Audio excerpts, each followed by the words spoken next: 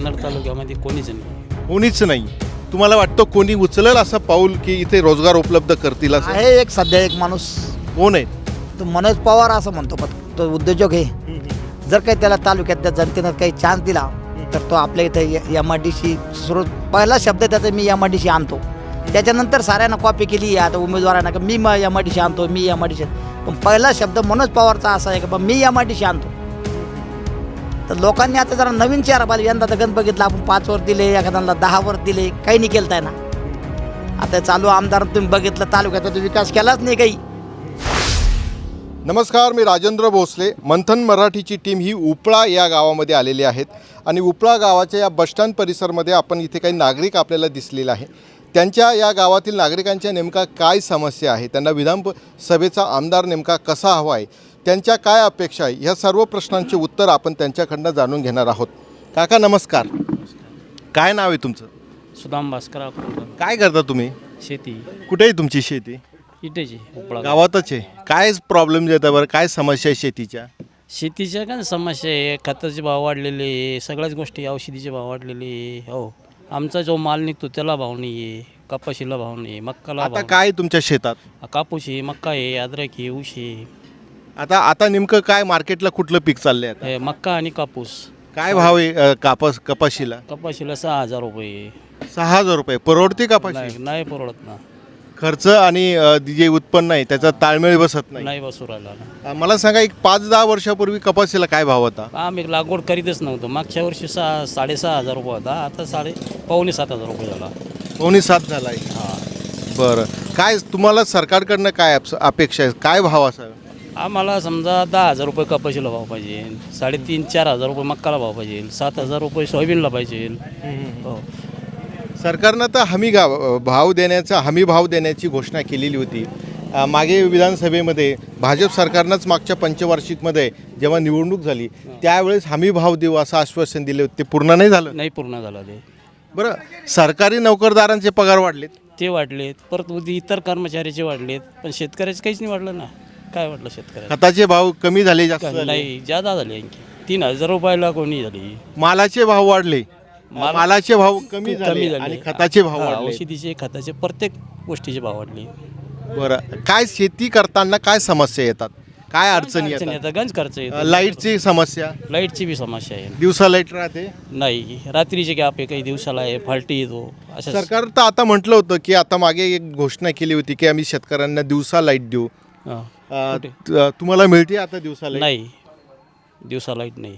तुमच्या भागात तर बिबट्यांचं खूप मोठा वावर सांगितलं जातं. तुम्ही गवताळा अभयारण्य शेजारी तुमचं गाव आहे, त्याची भीती असते. रात्री तुम्हाला शेतात जावं लागतं, लाईट उपलब्ध होत नाही. तुम्ही याची तक्रार तुमच्या आमदाराकडे केली नाही? माग एक मुलगा मारला आमच्या इथं अंड्यातला.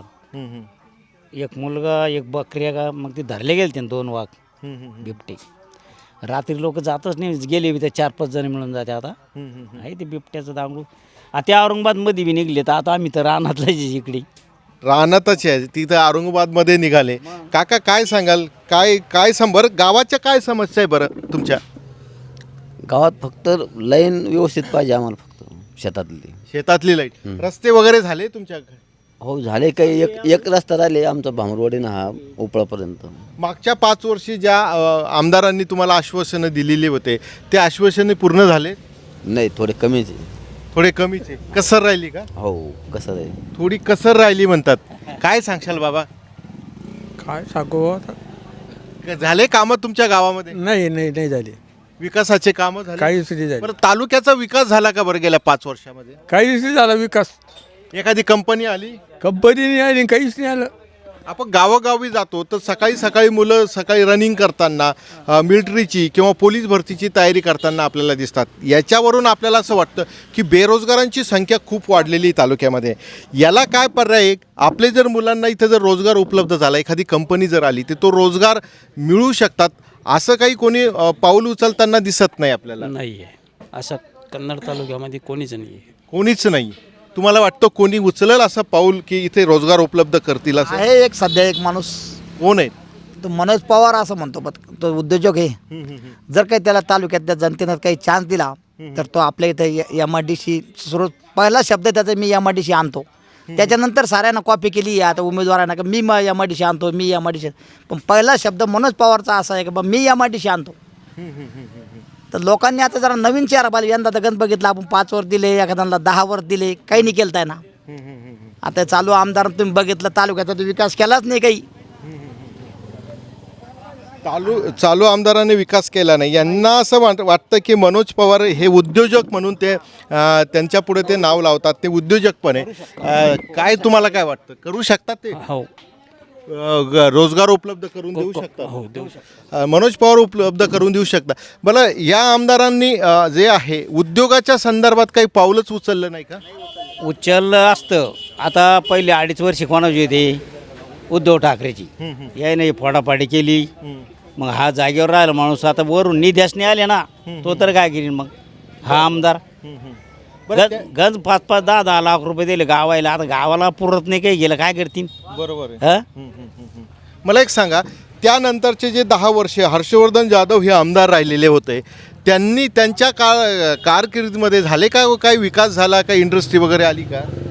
नाही. बाबा काय सांगाल, हर्षवर्धन जाधव जेव्हा होते तेव्हा विकास झाला का? नाही झाला. पण मला एक प्रश्न विचारायचा आहे, ज्यांना तुम्ही निवडून दिलंय त्यांनाच तुम्ही परत निवडून देणार आहे का? परत निवडून देणार आहे का? ज्यांना संधी दिली पुन्हा संधी दिली जाईल का? हे सांगू शकत नाही आज सांगू शकत नाही. तुम्ही काय द्यायला पाहिजे जनतेनं. नाही दिल्या पाहिजे. ज्यांना संधी दिली त्यांना विकास नाही केला, त्यांना संधी दिली नाही पाहिजे. नवीन चेहरा निवडला पाहिजे. 2 आहे नवीन चेहरे, त्याच्यामध्ये जो चांगला वाटला तो निवडला पाहिजे. ही आपण ह्या जो गाव आहे उपळा गाव जे आहे, उपळा गावाच्या ह्या फाट्यावरती आपण इथे चर्चा घडून आणलेली आहे. मी राजेंद्र भोसले, कॅमेरामॅन संदीप शिंदेसह मंथन मराठीसाठी उपळा.